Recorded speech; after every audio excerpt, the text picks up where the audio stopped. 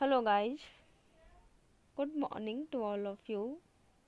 Guys, as you know very well, daily I provide you the dictation of the Hindu editorial. Okay, and also today I am going to detect you the passage of the editorial. Please be ready for that. Start. Amidst the national lockdown, the Supreme Court and several other courts have been holding virtual proceedings. A question of concern to the bar is whether virtual courts have become the new normal and whether it means a move away from the idea of open courts towards technology based administration of justice without the physical presence of lawyers and litigants. Chief Justice of India S.A. Bobde emphasizes that virtual courts are open courts too, and that one cannot describe them as closed or in camera proceedings.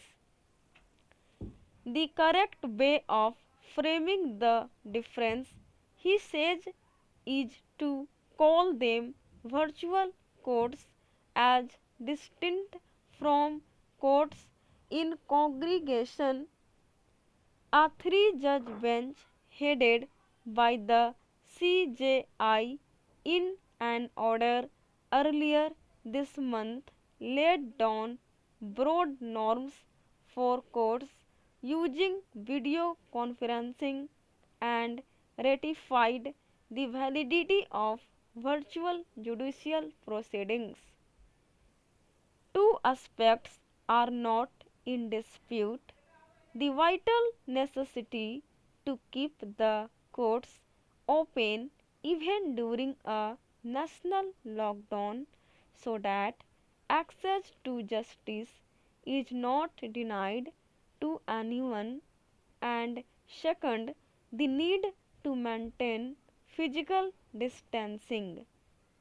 The Supreme Court Bar Association has written to the CJI and other judges that open court hearings should be restored at the earliest, subject of course to the lockdown ending. Citing earlier judgments on the importance of open court hearings, the SCBA has requested that the use of video conferencing should be limited to the duration of the current crisis and not become the new normal or go on to replace open court hearings. The SBA also has a specific request that proceedings held virtually may also be streamed live so that access is not limited to the lawyers concerned but is also available to the litigants and the public. The court administration should readily agree to this. Advocates appearing in a particular case are not barred from sharing the passwords given to them to join the proceedings through video conference. While it is theoretically possible for the parties to join their lawyers during the hearing, in practice they may be unable to travel to their offices Media access is also limited. These issues can be resolved through live streaming, and in the longer term, it should become the general practice.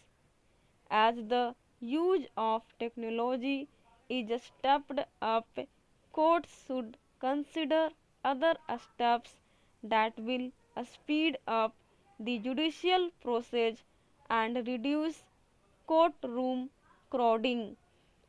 In the lower courts, evidence could be recorded with the consent of parties by virtual means. In the higher courts, a system based on advance submission of written briefs and allocation of time slots for oral arguments can be put in place. It may even lead to more concise judgments. Despite the possibility of technical and connectivity issues affecting the process, one must recognize that virtual hearings are no different from open court conversations, provided access is not limited. The opportunity now to improve the judicial process must be utilized well. Stop.